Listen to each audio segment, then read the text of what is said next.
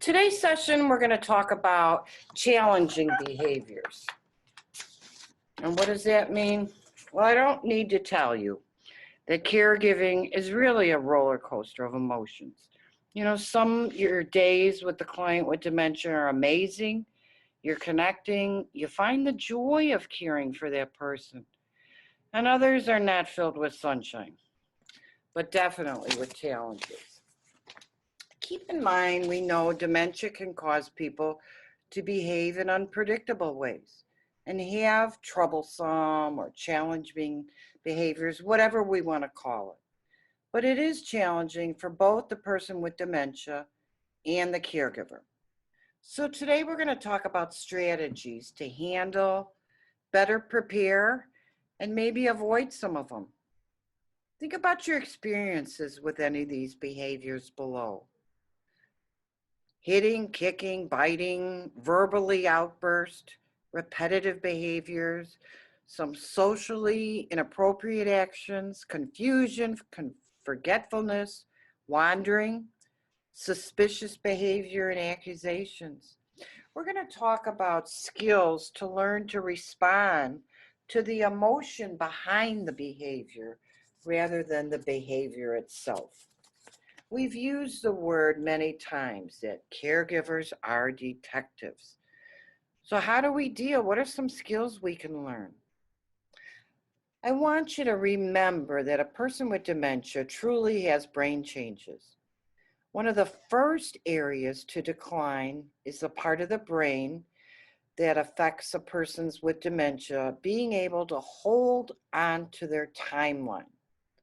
Things we all take for granted. Knowing where you are, how you got there, the layout of your home, or any other past familiar environments can be gone. And then add in that problem with language skills and the trouble communicating. It truly does present a big challenge. And everybody is different. Every day is different. We're going to look at that behavior and try to accommodate the behavior. We're going to first think, is it really a problem? And maybe we're not going to even try to control it. You got a client that's used to going outside and it's cold or it's rainy and they're pacing in the house. That's okay. We're looking back at their need to be active and we're not going to try to control it. We're going to take a look at the cause. This person, as we said, may not be able to express they're making a statement. We're going to try to see it again, like we always do, through their eyes. Take a look at their environment. Keep compassion always in the forefront of our care.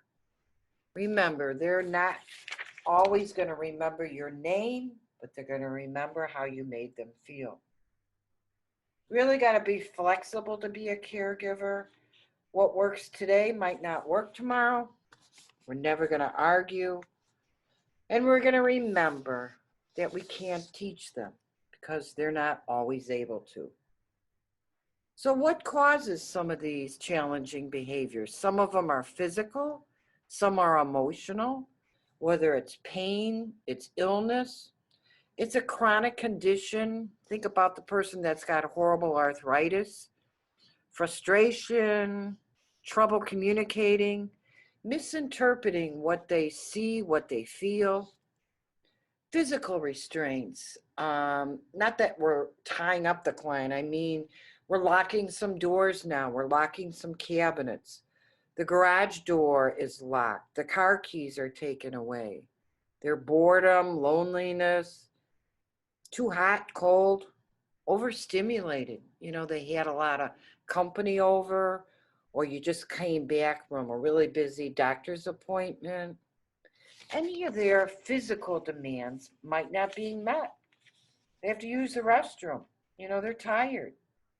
Or it's truly an unfamiliar situation, a setting, whether it's their own home that's unfamiliar or you're in a new situation. This is a short video that explains how dementia affects our understanding how that in turn leads to the challenging behaviors in the person with dementia. So while you're watching, try to understand why these challenging behaviors can happen. Pay attention to the events themselves, their environments, and their patterns. How can I manage challenging behavior? The brain is brilliant. It allows us to do amazing things without even having to think about them. But behind the scenes, our brains work very hard to do the everyday stuff that we take for granted, like making sense of a conversation, knowing when to smile, or even understanding how to get a joke.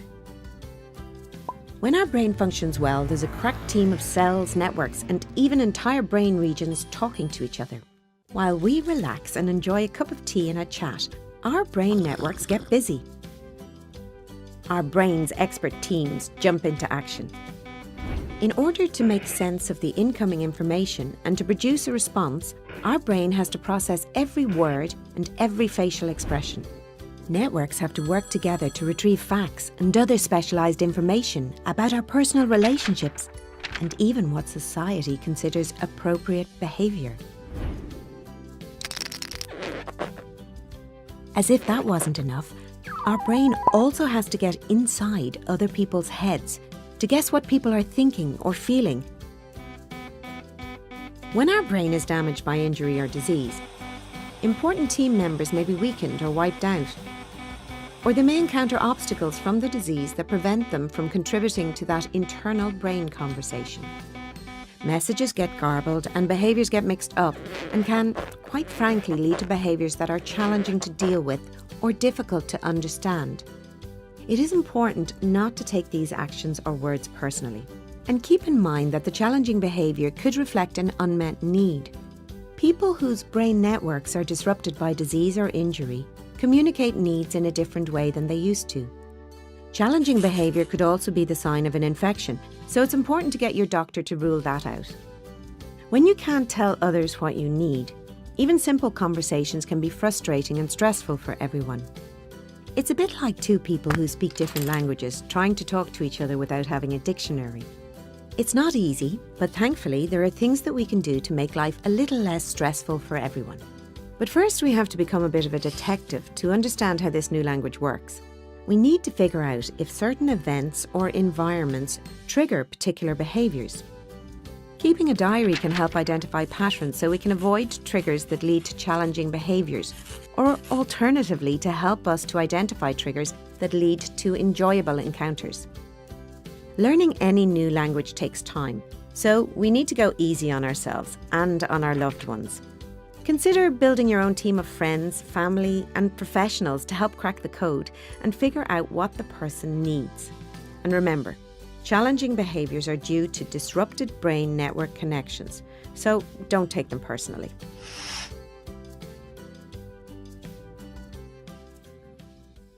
So that was some examples about challenging behaviors. Sometimes these challenging behaviors really can be considered catastrophic. What's that?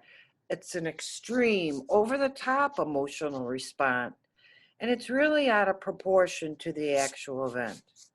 Can you think about any examples? About your client is waiting for her daughter, repeatedly ask you, when's my daughter coming? When's my daughter coming? And you patiently answer her, 2 o'clock, 2 o'clock. Well, then that client starts pacing and then her voice gets louder and you can just see the anxiety rise. A lot of our care is to reduce that stress, decrease it, ease it. It's called de-escalation. It's going to be based on what you do verbally and non-verbally to express calm and empathy. You know, we may just have to give that person some space and know that it can truly be heart-wrenching to know the person you saw not too long ago calmly sit with you and watch a TV show, be pacing and outwardly very agitated. Communication is one of the key ways, like we said, verbally and non-verbally. Watch your body language. Watch what your face is showing them. Get at their eye level. Maybe stay a couple arms lengths away from them. It's not invading their space. Try to be at eye level. Don't tower above them. Watch your facial expressions, your hands, everything you want to try to convey, because communication and understanding your language can be very hard. All your verbal words are going to be as calm as you can make them. Your volume is going to be lower. The tone is going to be as calm as you can make it. And anything you say is going to be simple. Think of some of these lines, these words, these sentences you may use, and how you think it might calm that person. Tell me more. I can see you're upset. I'm sorry. I'd really like to help you. Or how about something, you're safe. It's going to be okay. We know no arguing, no reasoning. Things we do are going to show them empathy and redirection. And it's better to know them. The better you know them, you're going to have ways to try to calm them. Unfortunately, if you think things are escalating out of your control, like I said, you can go to another room. Or, if you have to, you think the client is going to be harmed or you're going to be harmed, certainly you would call 911. What can be catastrophic? They're cursing, yelling, name calling, uncontrolled sobbing, weeping, pacing, stomping. We could list a lot of things, huh? Hand wringing, hopefully no throwing things. There's another type of extreme behavior that I want to talk about, delirium. So how is delirium different, and what might that mean? Delirium is acute, meaning sudden mental confusion. Sudden is one of the key points.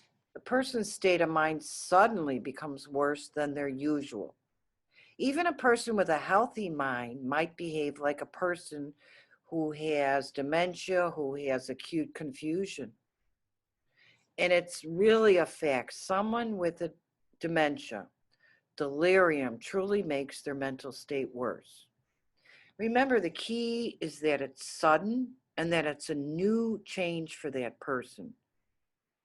Confusion, disorientation, maybe they'll hallucinate, delusion, see things, be suspicious, and agitation.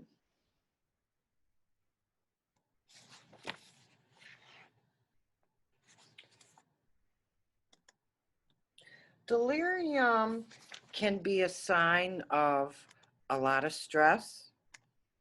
Excuse me. Usually it's a sign of stress, very often a sign of an illness, and it can be a common serious infection, a urinary tract infection, or a pneumonia. Some of their blood work might be off. Dehydration can be a cause, excessive pain, certain medication. Just know that elderly adults and people with dementia are especially prone to acute delirium when they're sick. Very, very often seen in hospitals. Delirium can truly be missed when that person has dementia. It might just be chalked up to, oh, they're having a bad day. They're sundowning. So you have a big part in observing and really bring it to the attention to the agency so we can talk to the family. Maybe they do need to check out, if it's an illness, talk to the physician, and we'll let them know. Some of the identification involved in challenging behavior, it can be different ways. You got to remind yourself, your client is truly not trying to be difficult, and this behavior is an attempt to communicate. We're going to learn skills to examine it, think about potential solutions, think about solutions to prevent it. And we're going to know that one day we're going to try something and it's not working. So why keep doing something over and over and again? We're the ones that are going to have to try something different. So what about responding to anger and aggression? You know, it can be physical or verbal by the client. Caregivers are going to look for a possible cause. Check out pain or any other physical issues. Really step back and think about what happened right before this. Focus on those feelings on the client, not just the facts, not just the swearing or the pacing. We're going to look at that environment and really limit distractions. You know, with the TV, is it blaring? Are there too many people? Turn the radio off at the same time. We have heard that people watching all this horrible news in the world, the COVID, families have really told us, you know, please try to limit it. Mom is just obsessing it. You know, the news is not a good place these days. We're going to redirect as much and possible as we can to a calmer place. And sometimes if it's that client, get out, I don't want you here. Maybe it's time for the caregiver just to take a short break in another room. You know, we have the advantage in some clients of them forgetting, you know, and if it's safe and they need some space on their own, a lot of times that can work too. So there's going to be another short movie about responding to anger and aggression. There's going to be 2 movies, in fact. Give you some insight on how to deal with anger, aggression, any outbursts. While you're watching, look at the caregiver, how the initial reaction is to the confrontation. You know, take a look that aggression isn't usually personal, and how to find ways they did in the movies to compromise and avoid some of this.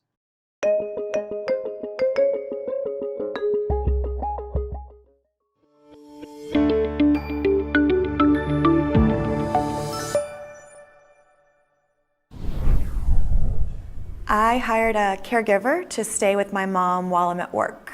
My mother becomes mean and aggressive towards the caregiver when she tries to get her ready in the morning.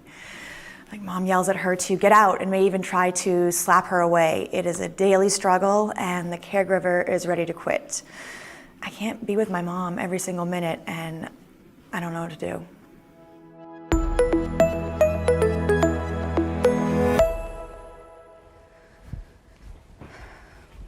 Tina, it's time to wake up.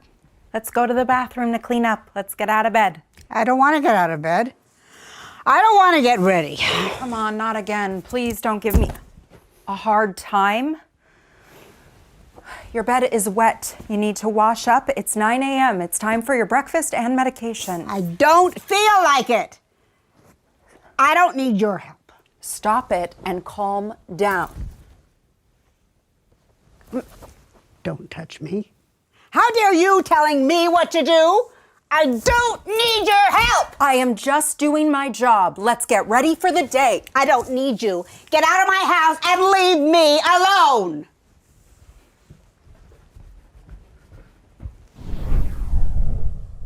People can become aggressive for many reasons. It may be an expression of pain, fear, frustration, depression, or anger. People with dementia may not understand what you're asking them to do and become frustrated. They may genuinely not understand what they need to do something, like take a pill or bathe. Aggression usually isn't personal, although it certainly feels that way. Reacting to aggression with anger, shock, or yelling only escalates the situation. First, de-escalate the situation by behaving calmly. Identify yourself if you need to. It's possible that your loved one does not recognize you. Speak to the emotions that might underlie the aggression. It could be fear, pain, or frustration. Use distraction, encouragement, reassurance, and try to be flexible if someone is being uncooperative and angry.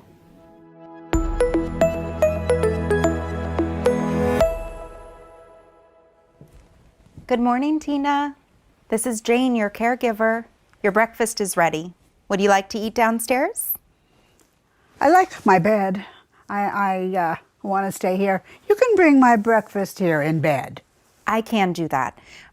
I see that your bed is wet, though. I would like to make your bed so you can rest comfortably. Meanwhile, would you like to eat at the dining table? No, I want to have my food here in bed. Okay. How about if you eat right over here, just while I make your bed? Okay, Okay. fine. Okay.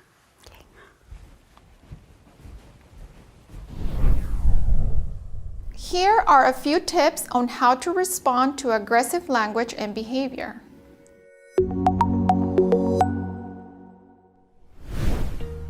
Keep it simple, one instruction or question at a time. Don't escalate tensions by being bossy or yelling. Instead, use a calming tone of voice, but do not be condescending. Provide reassurance. Let your loved one know you're there for support. Keep your body language positive and use calming gestures and gentle touch. Give ample time. Redirect or give ample time and space for cooling off and reattempt later. Remain safe. Back away slowly if the behavior is threatening. Remove or lock away all weapons like guns and knives. Call 911 if physical aggression cannot be redirected and your loved one is a danger to themselves and/or others.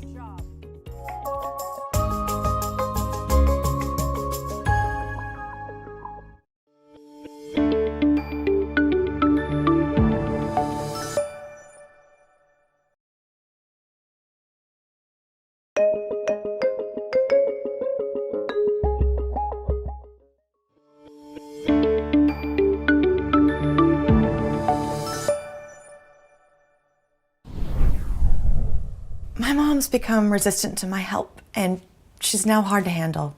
She hasn't been able to manage her basic day-to-day needs without my help, but she believes she doesn't have any problems and doesn't need help. She's easily agitated and gets upset when I try to get her dressed. I'm just frustrated and I don't know what to do.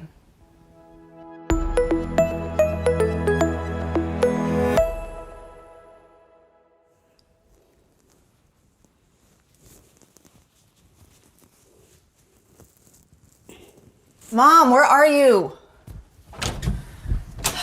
Mom, we're gonna be late for your doctor's appointment. Are you seriously planning on wearing that? It's 80 degrees outside, Mom. Okay, look, let's wear this instead. We don't have time, okay? Let's hurry.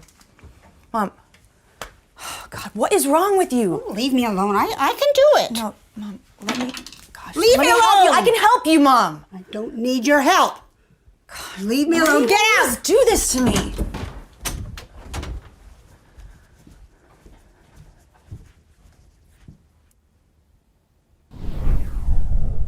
Agitation and anxiety can manifest as difficulty sitting still, pacing, fidgeting, acting irritable, afraid, nervous, worried, or just being resistive to help from others. The behaviors are often triggered by a feeling of loss of control, misperceiving situations or actions as threats, unmet needs, inability to communicate clearly, and frustration with tasks or interactions with family and caregivers. Changes in a usual routine can also cause agitation and anxiety. People with dementia, for example, may have impaired insight towards their own cognition and ability level due to their disease. For this reason, they have a hard time understanding their limitations about what they can and cannot do. They may not realize that they need help, as they do not see themselves as having problems. This can lead to agitation when someone tries to help them. How one approaches a person with dementia makes a difference.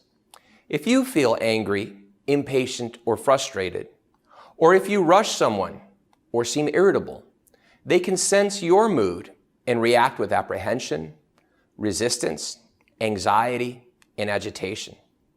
Agitation can then escalate to inappropriate behaviors, such as hitting or biting.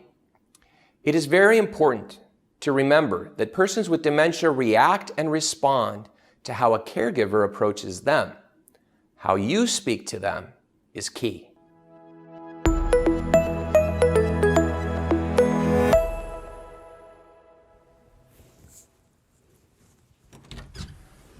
Good morning, Mom. How you feeling? I'm all right. Okay, what would you like to wear today? You look good in the green or the blue? Which color do you want to try I don't today? need your help. I can do it myself. Okay. I'm sorry that I made you feel that way, okay? You're doing very, very well, and I'm just here to help in case you need me. I know you can do it yourself very well.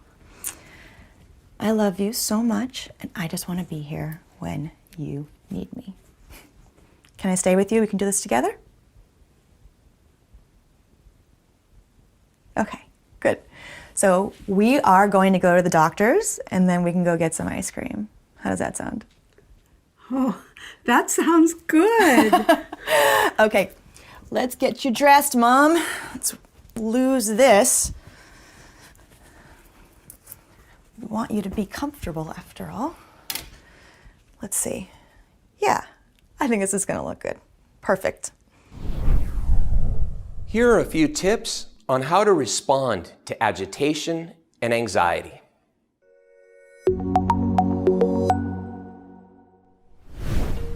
Allow ample time to complete tasks and don't rush your loved one. Use a gentle tone of voice, but do not be condescending. Try to keep your body language positive and use calming gestures and a gentle touch. Don't be demanding or bark orders at your loved one. Instead, provide reassurance. Speak in calming tones and phrases. Let the individual know you're there for support. Try to schedule activities around your loved one's natural routines. For instance, if your loved one is a late riser, plan doctor's appointments for the afternoon. Simplify the environment to reduce frustration or confusion. For example, thin out the closet so that it is easier for your loved one to see inside. Have fewer clothing options to choose from, and clothes that are easy to put on.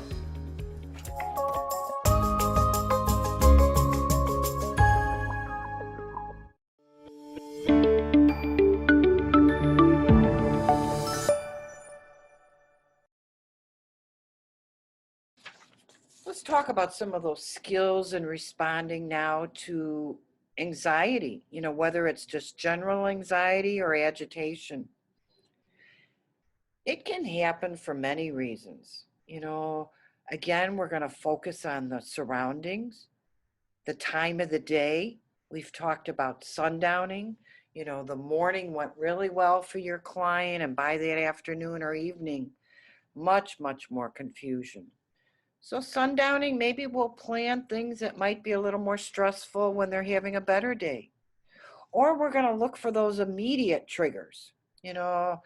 Could they have possibly be incontinent and they're upset about it or nervous or feeling that feeling of being wet? Their basic needs. We're going to rule out if they could be in pain. We're truly going to try to listen to that frustration. Let them see non-verbally that you're listening. Use those phrases that we talked about. A lot of reassurance. Maybe you can start a new relaxing activity, whether it be music, looking at photos. Like we said, the more you know that client, the more you know what they've enjoyed in the past, is going to help you now. Take a look at that environment, see if there's any changes we got to make. Turn on lights, all those things that you can understand, but actually they may not. And maybe we can find an outlet for that energy. Go for a walk, do something enjoyable, look at pictures, whatever you have found in the past or you just want to try to see if it's going to help some of that behavior. They're really not trying to annoy you, even though you may feel that way. Responding to repetitive actions. That's another symptom that often comes to mind. Often that client needs when they begin repeating is comfort, security, and familiarity. We're going to try to look for a reason. Is it a physical reason? Is it an emotional reason? We're going to focus on the emotion of our client. Maybe we can turn again, like we said, that action into a behavior. Maybe it's simply providing a simple answer. Your purse is here. Would you like some coffee while you're holding up a coffee cup and pointing to it? Your voice is calm. Sometimes communication we find those message boards, we call them wipey boards, work really well. Simple things on there, the date, maybe the weather, daughter Sue is coming over, your name if they need it. It provides them, again, comfort and security to a lot of people. Some people use signs on their doors, bathroom, do not enter. Signs on the cabinets, coffee here, silverware, and they're all different. So we're going to help try to discover if anything works. Keep it simple, keep it brief. It's going to be another video, a short video, and it's going to help provide insight and tips on how to deal with that repetitive action. So take a look at how they're reacting to repetitive actions, the reasons why the client may repeat actions, and how to provide a change to help eliminate that repetitive action, how to soothe them.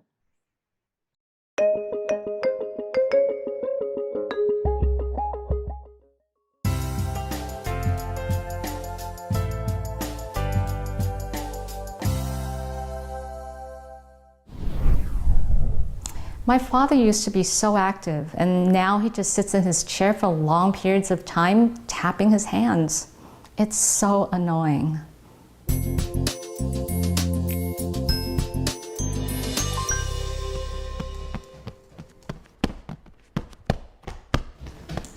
Dad, that tapping, it's irritating.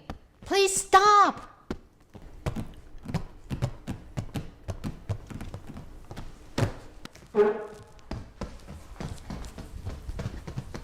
Dad, cut it out. Just watch TV quietly, please.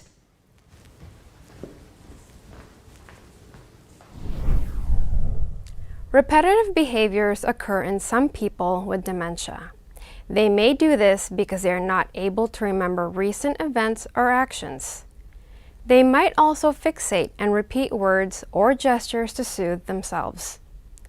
A repetitive behavior could also be considered as an attempt to communicate an unmet need, anxiety, unspent energy, or physical discomfort. As with problematic behaviors, try to identify the underlying causes to effectively reduce and manage its occurrence.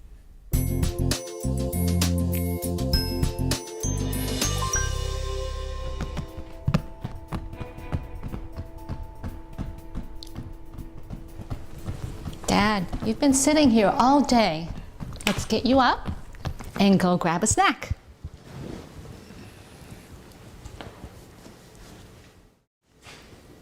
Dad, come keep me company while I work. Have a seat. Here are your stacks of magazines for you to work on. And I will put on some music while we work.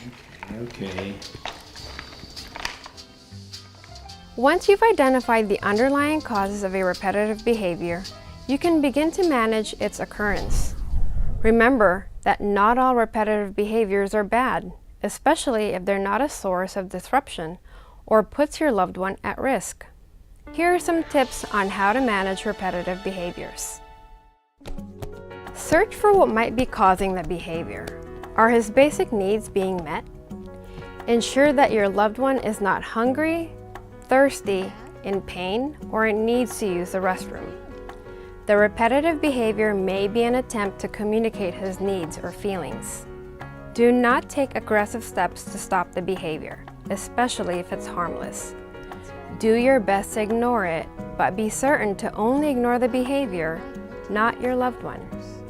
Place a gentle hand on your loved one's shoulder, arm, or hand to redirect his focus to you and away from the behavior. Provide reassurance and try to include your loved one more in your daily routine. He may simply want to feel engaged and included.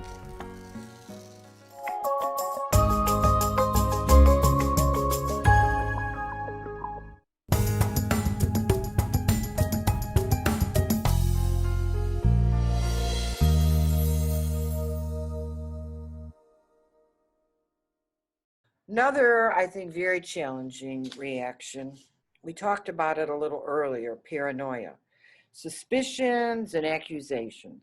Your client may become suspicious of people around them, including you, including their family.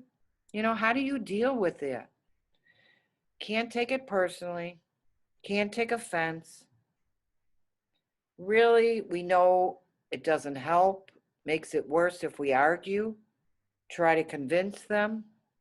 A simple answer, ask yourself, would I rather be right and say, here, your purse is in the closet, I told you? No. Or would you rather your client be happy and calm with you? Sometimes you can redirect. Sometimes we talked about replacing an item that gets lost often. Think about a lot of women, their whole life, we're used to holding our purses, guarding our purses. Well, the family has decided that's dangerous, took the wallet out, took all the items that were in that purse for 20 through 30 years. And that's a deep memory for your client. Sometimes a duplicate purse or taking out the all-important money or checkbook or something can cause a lot of comfort. So report it. Let us know. Home Care Angels can help. We can all work together, come up with some ideas, talk to the family. It's all about working as a team for the best thing for you and your client. Trying to avoid those challenge behaviors, really not by ignoring them, but taking what you learned today and to help find solutions to the issues before they even happen. So thank you.